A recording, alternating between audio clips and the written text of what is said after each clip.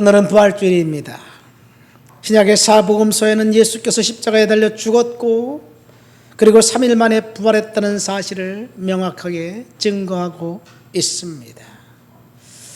오늘 2025년 부활주일 메시지는 부활의 메시지, 부활을 믿을 수 있는 사람들은 성령 충만함 받은 사람 밖에는 부활을 믿을 수가 없다는 사실을 다시 한번 여러분들에게 알려드리길 원합니다.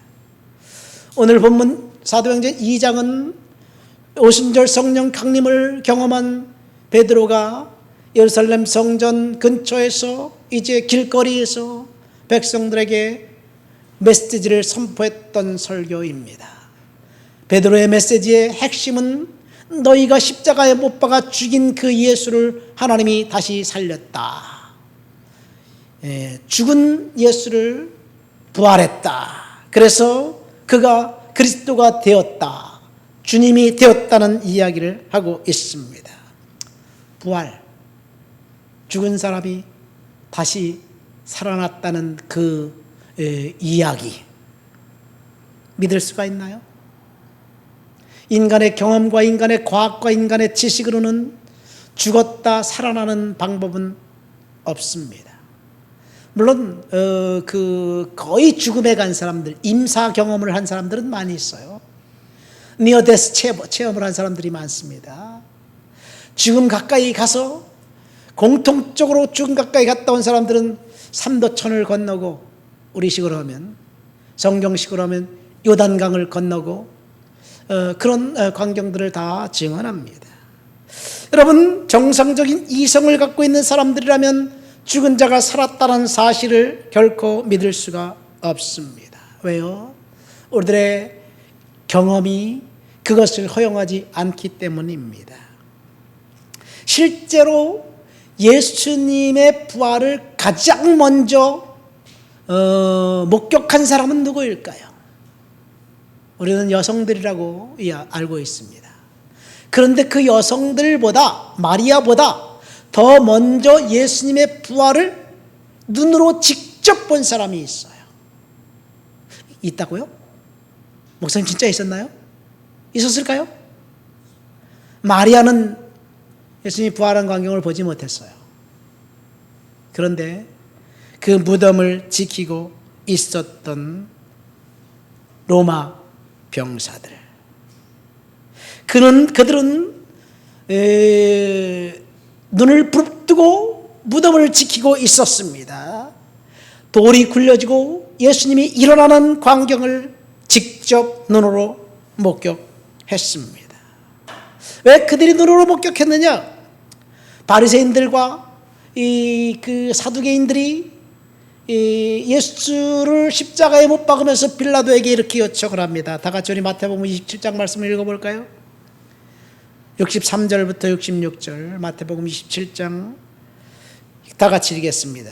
주여, 저 속이던 자가 살아있을 때 말하되 내가 사흘 후에 다시 살아나리라 한 것을 우리가 기억하노니 그러므로 명령하여 그 무덤을 사흘까지 굳게 지키게 하소서. 그의 제자들이 와서 시체를 도둑질하여 가고 백성에게 말하되 그가 죽은 자 가운데서 살아났다 하면 후에 속임이 전보다 더 클까 하나이다 하니 빌라도가 이르되 너희에게 경비병이 있으니 가서 힘대로 굳게 지키라 하거늘 그들이 경비병과 함께 가서 돌을 인봉하고 무덤을 굳게 지키니라.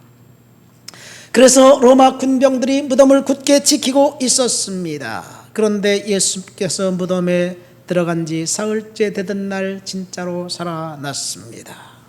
예수님께서 부활하신 것입니다. 기적들 중에 가장 큰 기적이 일어났을 때 목격자들이 한두 명이 아니었습니다. 적어도 그 예수님의 무덤을 지키고 있었던 병사들은 서너 명, 5명 정도 되지 않았을까 생각됩니다. 몇 명인지는 모릅니다. 그들이 이 불가능한 것이 가능한 일이 일어나는 광경을 똑똑히 보았습니다. 마태복음 28장 4절 말씀을 보면, 성경 있는 저 펴는 사람 한번 찾아보세요. 마태복음 28장 4절에 보니까 그때 광경을 이렇게 기록합니다. 땅이 흔들리고 하늘에서 천사가 번개처럼 환하게 나타나자 벌벌 떨며 죽은 자같이 되었다. 누가? 경비병들이 땅이 흔들리고 하늘에서 천사가 나타나고 이제 예수님이 살아나는 부활하는 광경을 직접 두 눈으로 목격했습니다. 그런데 그 무덤을 지키던 그 경비병들은 부활의 증인이 될 것을 거부했습니다. 그 사건의 전말 이 충격적인 사태를 그들은 대제사장들과 바리새인들에게 보고했습니다. 그리고 그날 오후부터 부활의 사건이 심해지기 시작하더니 많은 돈을 경비병들의 입을 담으로 쓸 뿐만 아니라 조직적으로 제자들이 시체를 훔쳐갔다고 소문을 퍼뜨렸습니다. 부활을 날조한 것은 대제사장들이었고 그리고 바리새인들이었습니다. 이 부활을 이들이 이렇게 날조한 것에도 약점이 있습니다. 그렇게 큰 돌을 제자들이 시체를 훔쳐가기 위해서 굴릴 때 아무리 그 경비병들이 잠을 자고 있다 그래도 얼마나 깊은 잠에 들었길래 그 큰 돌을 굴리는데 그 경비병들이 못 봤을까요? 설사 거기까지 인정 못 봤다고 칩시다. 그래서 제자들이 돌을 옮기고 예수를 시체를 훔쳐갔어요. 그렇다면 그 경비병들은 어떻게 해야 되나요? 반드시 직무유기로 처벌을 받아야 됩니다. 시체를 잃어버렸다고 하면 바리새인들과 서기관들이 가만 놔뒀겠어요? 빌라도를 이제 압력을 가해서 로마 병사들 그 경비병들을 다 일벌백계 해야 된다고 죽여야 된다고 공개 처형을 하지 않았을까 생각이 됩니다. 만약 그렇게 했다면 그들이 날조한 것이 금방 탄로날 것이 뻔했기 때문에 그들은 침묵으로 일관했고 유언비어를 퍼뜨렸습니다. 그럴수록 부활에 대한 증언은 더 빨리 더 멀리 퍼져나갔습니다. 예수가 부활하셨습니다. 이 위대한 기적의 목격자들은 불신자로 죽었다는 사실이 아이러니입니다. 이유는 뭘까요? 단 한 가지입니다. 그들은 어떤 정의감도 어떤 신앙도 어떤 것도 없었습니다. 그들에게 단지 달콤한 돈에 대한 유혹이 그들의 마음을 바꾸게 만들었습니다. 돈이 그들의 인생을 망쳤습니다. 돈을 독일어로 겔트라고 합니다. 겔트. 원래 지불, 복수, 형벌을 의미하는 작센에서 왔다고 합니다. 돈을 잘못 다루면 벌 받는다라는 뜻이에요. 우리나라 돈은 원이죠, 원.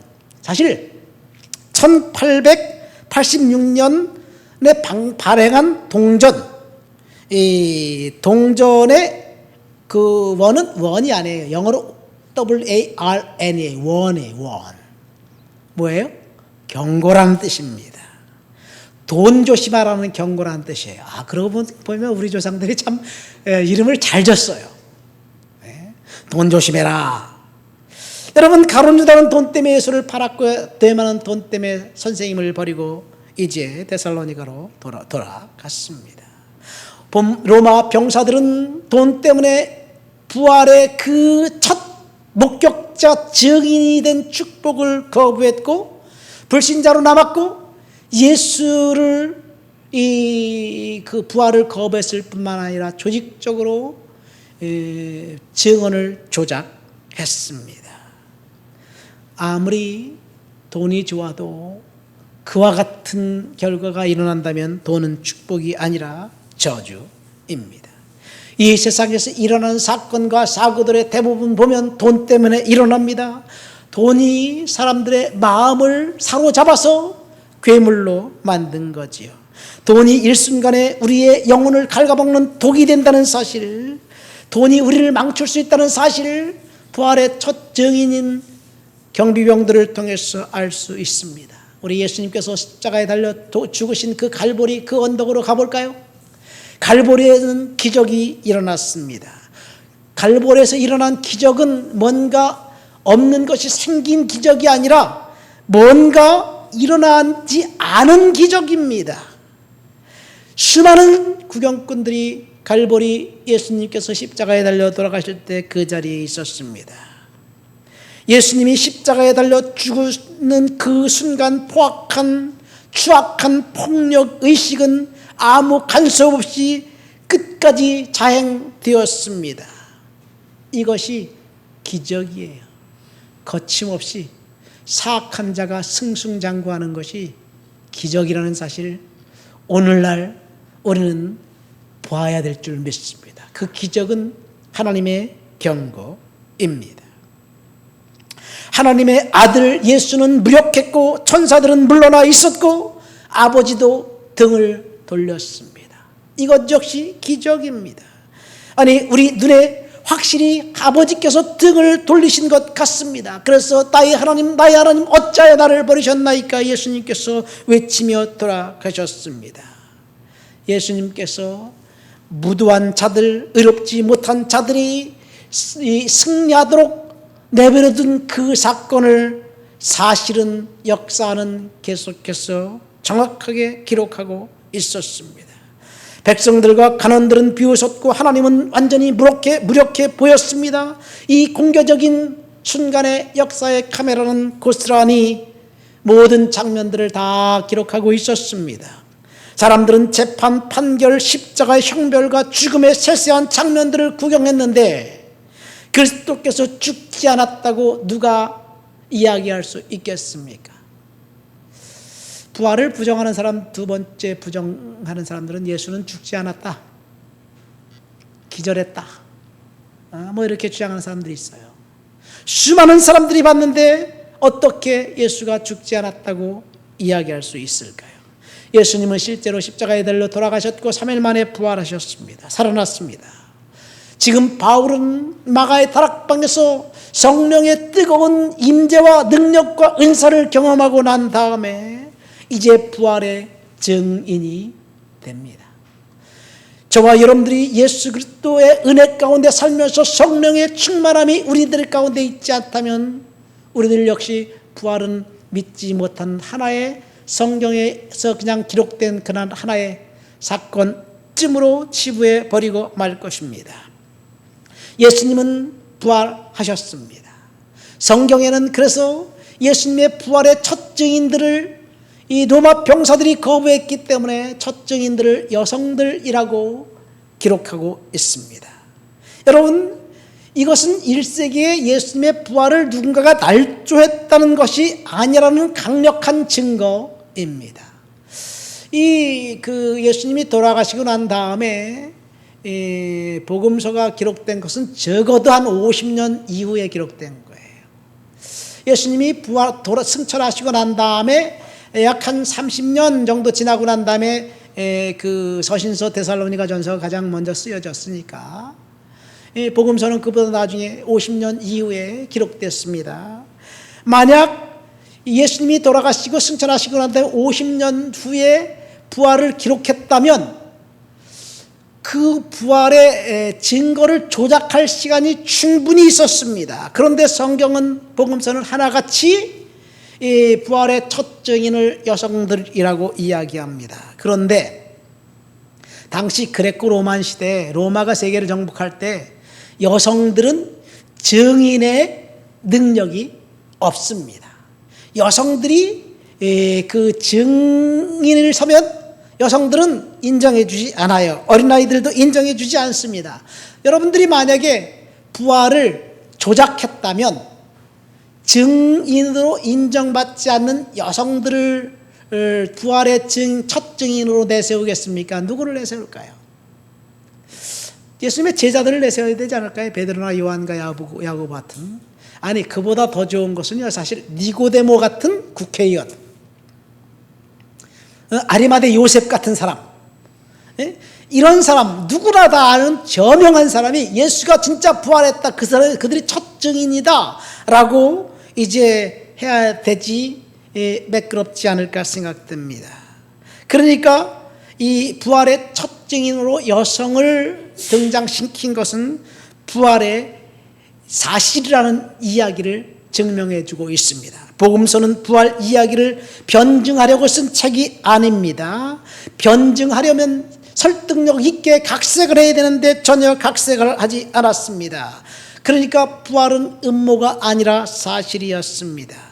대제사장들과 장로들 그리고 로마 군병들이 예수님께서 부활하신 그 사실을 왜 그토록 집요하게 방해하고 막고자 했을까요? 예수님과 무슨 원한을 졌기에 그들은 예수님의 부활을 거부하면서 빼박 증거임에도 불구하고 그렇지 않다고 이야기했을까요? 그 이유는 그들은 예수님을 안 믿기로 결정했기 때문입니다. 여러분, 우리가 뭔가 안 믿기로 결정하면요, 아무리 증거가 명확해도 믿지 않습니다. 우리가 믿기로 결정하면 그것이 허구다라고 그래도 우리들의 마음을 바꿀 생각이 없어요. 그냥 믿는 거예요.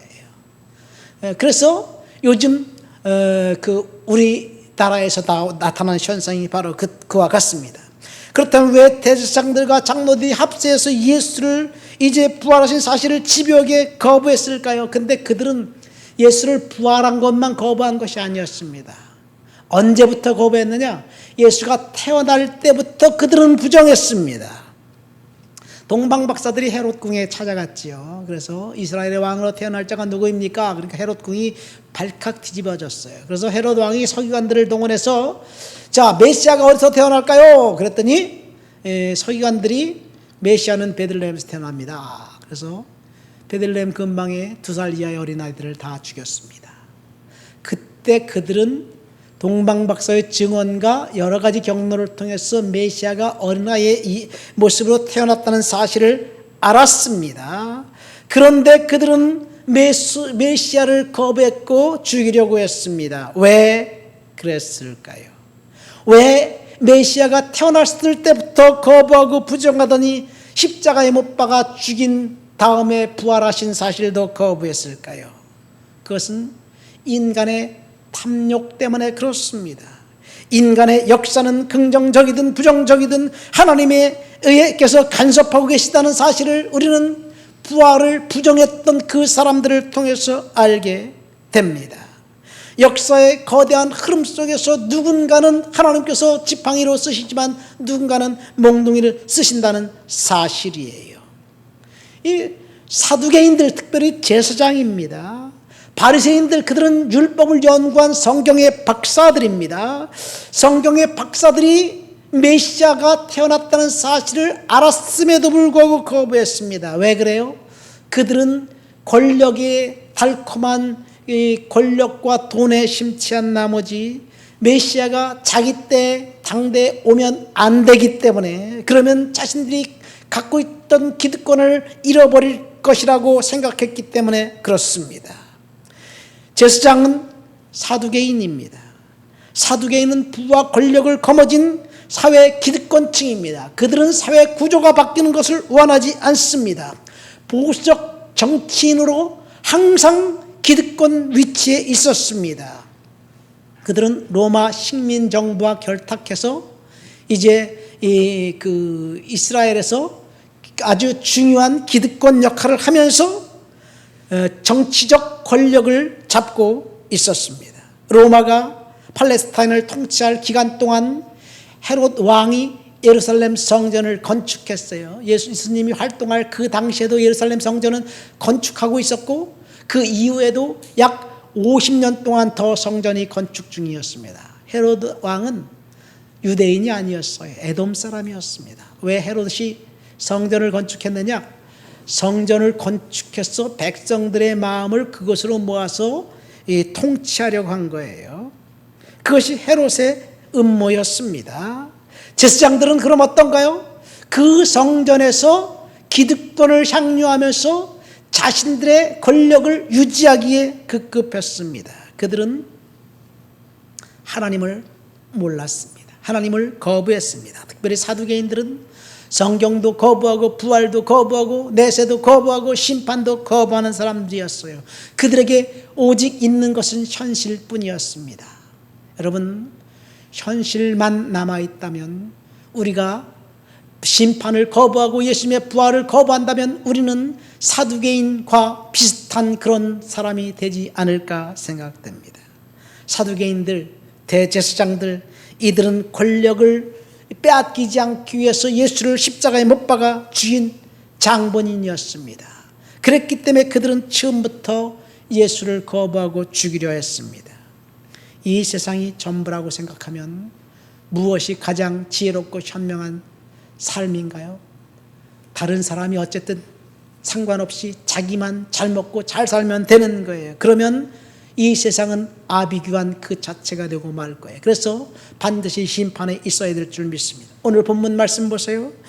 오늘 본문 36절 한 말씀을 한번 읽어볼까요? 베드로가 이제 백성들에게 설교한 설교의 결론 부분입니다. 다 같이 읽겠습니다. 그런즉 이스라엘 온 집은 확실히 알지니 너희가 십자가에 못 박은 이 예수를 하나님이 주와 그리스도가 되게 하셨느니라 하니라. 베드로의 메시지는 간단했습니다. 너희가 십자가에 못 박은 그 예수가 살아났고 하나님이 그를 주와 그리스도로 만들었다라는 이야기입니다. 베드로의 메시지는 예수가 부활했다는 이야기입니다. 주가 그리스도가 되었다는 사실입니다. 여러분, 동일한 메시지를 계속 증거하면서 동일한 메시지, 또 다른 시간에 다른 메시지 4장에 가면 베드로가 또 이렇게 선포합니다. 다른 이로서는 구원받을 수 없나니 천하 사람 중에 구원을 받을 만한 다른 이름을 우리에게 주신 일이 없다. 오직 예수 그리스도만 믿어야 구원받게 된다는 이야기를 베드로는 서슴지 않고 합니다. 이것이 성령 충만을 경험한 베드로의 메시지였습니다. 베드로가 메시지를 선포하면서 예수 그리스도에 대해서 뭐라고 선포하는지 본문 22절부터 24절 말씀 한 번 더 읽어볼까요? 사도행전 2장 22절부터 24절을 한 번 더 읽겠습니다. 이스라엘 사람들아 이 말을 들으라. 너희도 아는 바와 같이 하나님께서 나사렛 예수로 큰 권능과 기사와 표적을 너희 가운데 베푸사 너희 앞에서 그를 증언하셨느니라. 그가 하나님께서 정하신 뜻과 미리 하신 대로 내준 바 되었거늘 너희가 법 없는 자들의 손을 빌려 못 박아 죽였으나 하나님께서 그를 사망의 고통에서 끌어 살리셨으니 이는 그가 사망에 매어 있을 수 없음이니라. 베드로는 지금 청중들의 귀에 거슬리는 말을 하고 있습니다. 베드로는 지금 청중들이 듣고 싶어하지 않는 말을 하고 있습니다. 너희가 죽인 예수를 하나님이 살리셨다.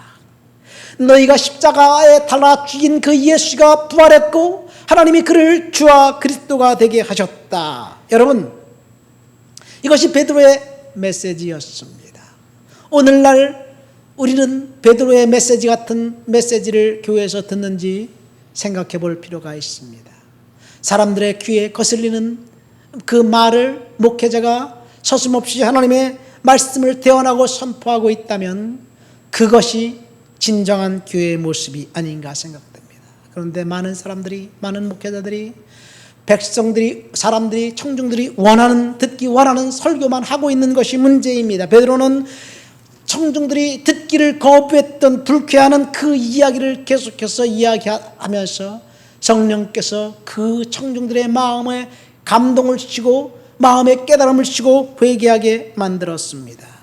여러분, 원래 베드로는 성령을 경험하기 전에는 이 두렵고 무서워서 문 밖에 나갈 수가 없었어요.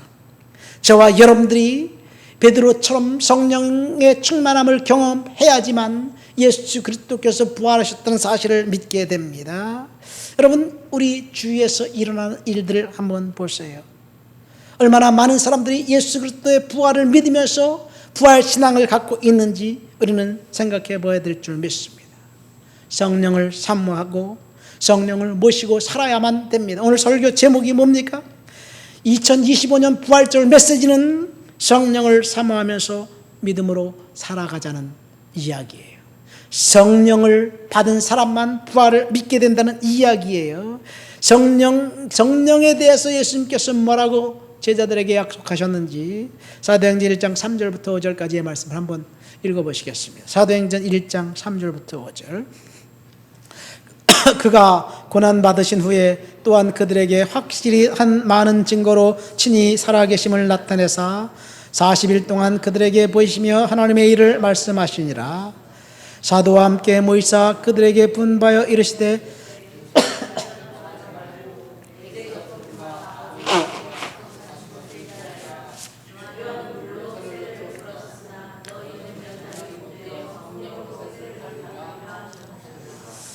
예수님께서 승천하시기 바로 직전 제자들에게 하신 말씀입니다. 세례는 예수님께서 무엇을 약속하셨느냐? 성령 세례를 약속하셨어요. 그럼 성령 세례는 누가 받게 될 것이라고 주님이 약속하셨습니까? 사도행전 1장 3절부터 보니까 하나님의 약속을 기다리면서 예루살렘을 떠나지 말고 약속하신 것을 기다리면서 기도하는 사람들에게 주시겠다고 약속하셨어요. 그러니까 저와 여러분들이 성령을 사모하면서 하나님 앞에 기도하면 성령의 강력한 충만이 임하게 될 줄을 믿습니다. 그러니까 성령 충만의 축복은 결단과 헌신과 순종을 한 사람들에게 주시는 하나님의 선물입니다. 예수님은 순종하고 헌신하고 기도하는 그 사람들에게 성령을 부어주셨습니다. 예루살렘을 떠나지 않고 열심히 오로지 기도에 힘쓰자 한 열흘쯤 지나자 성령의 강력한 임재가 그들 가운데 임했습니다. 누가복음 24장 마지막 승천 바로 직전에 사도행전 1장과 동일한 예수님이 약속을 하셨어요. 구체적으로 성령을 받으라고 말씀하시면서 승천하시기 직전에 주님께서 너희는 약속하신 것을 기다리고 이 성에 머물러 있으라. 너희는 몇 날이 못되어 성령을 선물로 받으리라 말씀하셨고 제자들은 예수님의 말씀을 따라 순종했습니다. 그럼 예수님이 언제 이 말씀을 하셨느냐? 누가복음 24장에 보면 이제 예수님이 승천하셔요. 승천하시기 바로 직전 그 장소는 베다니입니다. 베다니에 몇 명이 모였을까요? 12명의 제자보다 훨씬 더 많았을 것 같아요. 그러나 정황적으로 볼 때 그 고린도전서 15장에 사도 바울이 부활의 증인을 설명하면서 500여 형제에게 부활하신 주님이 나타나셔서 일시에 보이셨다라고 말씀하셨을 때 승천하기 바로 직전입니다. 그러니까 예수님이 승천하기 바로 직전에 약 500명의 성도들에게 마지막으로 당부한 말씀은 너희들은 이 성을 떠나지 말고 내가 너희에게 성령을 부어줄 건데 약속하신 것을 기다려라. 머물러 있어라. 그렇게 이야기했어요. 그리고 예수님은 승천하셨습니다. 예수님이 부활하시고 난 다음에 40일 있다 승천하셨고 오순절에 성령이 강림했으니까 약 열흘 정도 후에 성령의 충만이 성도들에게 임했습니다. 이 성령 임재 사건을 누가는 성령 세례라고 기록하고 있습니다. 성령 세례, 성령 충만, 성경에 따라 번갈아가면서 이제 기록된 것을 볼 수가 있어요. 어떤 성경에는 성령의 기름 부으심이라고 이야기합니다. 동일한 말입니다. 성령 충만, 성령 세례, 성령의 기름 부으심. 이 토레이 박사님은 그것을 받은 사람은 내가 성령 충만, 성령의 기름 부으심의 임재를 경험했는지 못했는지 확실히 알 수 있다. 분명한 체험이라고 이야기하고 있습니다. 여러분들이 성령의 충만을 분명한 체험이 없다면 성령 충만을 사모하시기를 예수님의 이름으로 축원드립니다. 그러면 성령 충만을 확실히 저와 여러분들에게 허락해 주실 거예요. 이 성령 충만을 다른 말로 하면 성령의 권능입니다. 이 큰 권능으로 임하시는 성령께서 강력하게 성도들에게 임하자 이 방언을 말하고 그리고 예언을 하고 그리고 능력이 나타났습니다. 그동안 두려움에 벌벌 떨고 있었던 제자들은 이제 성령이 임하자 두려움이 순식간에 사라지고 문을 닫고 누가 문을 두드릴까 두려워하면서 기도했지만 이제는 문을 열어젖히고 길거리에 나가서 복음을 선포하기 시작했습니다. 여기서 제가 왜 500여 형제에게 예수님이 이 약속을 했냐고 구체적으로 그 숫자를 이야기하냐면요, 오순절날 성령 강림을 경험했던 사람들이 몇 명이에요? 사도행전 1장에 보면 몇 명? 120명의 성도들이 불이 혀같이 갈라지는 놀라운 광경을 경험했어요. 120명. 처음에는 아마 500여 명 성도들이 다 모여 있었을 것 같아요. 그런데 여러 가지 상황에 따라서 한 명씩 두 명씩 하차하다니 결국 120명만 남았습니다. 단 열흘간을 기다리지 못해서 성령의 첫 번째 성령의 강력한 임재가 있는 날 그들은 성령 충만의 기적을 경험할 수가 없었어요. 그렇다고 그들이 성령 충만을 끝내 경험하지 못했다고는 볼 수 없을 거예요. 이 소문을 들으니까 성령이 강력하게 임했다는 소문을 듣고 내가 그때 거기 있었으면 하면서 다시 성전에 찾아가서 열심히 기도하며 성령 충만을 다 받게 되었을 줄 믿습니다. 핵심은 저와 여러분들이 하나님 앞에 성령 충만 받기 위해서 최선을 다해서 충성하며 하나님 앞에 헌신한다면 하나님께서 저와 여러분들에게 성령 충만을 선물로 주실 수 있으리라 생각됩니다. 이렇게 성령 충만한 받은 베드로는 전에는 겁장이었는데 이제는 나가서 복음의 증인이 되었습니다. 강력하게 예수 그리스도의 부활을 증거하는 사람이 되었습니다. 에베소 5장 18절에 보면 성령의 충만함을 받으라 라고 말씀하셨을 때 이 충만함은 성령님이 저와 여러분들의 삶의 구석구석에 침투하게 하라는 말씀입니다. 성령께서 여러분들의 기도 생활에, 성령께서 여러분들의 직장 생활에, 성령께서 여러분들의 가정 생활에, 부부 생활에 스며들게 하시기를 예수님의 이름으로 축원드립니다. 이것이 성령 충만이에요. 대인관계 속에, 다른 사람들을 대하는 태도 속에 성령께서 저와 여러분들에게 충만히 임한다면 우리의 상황은 지금과 달라지지 않을까 생각됩니다. 내가 내 자신을 하나님의 말씀으로 가득 채웠어. 하나님의 생각이 나의 생각이 되고 내 생각이 하나님의 생각 속에 반영될 때 그것이 성령 충만입니다. 하나님의 뜻을 구하는 성령 충만이 저와 여러분들에게 임하게 될 줄 믿습니다. 부활의 첫 증인 이 로마 병사들이 왜 부활을 거부했느냐? 그들은 성령과 별개의 삶을 살았기 때문에 그렇습니다.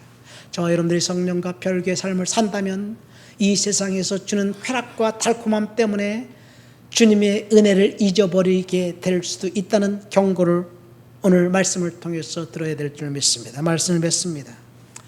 2025년 부활절 메시지는 오직 성령 받은 사람만 부활을 믿게 된다는 제목으로 설교를 들었습니다.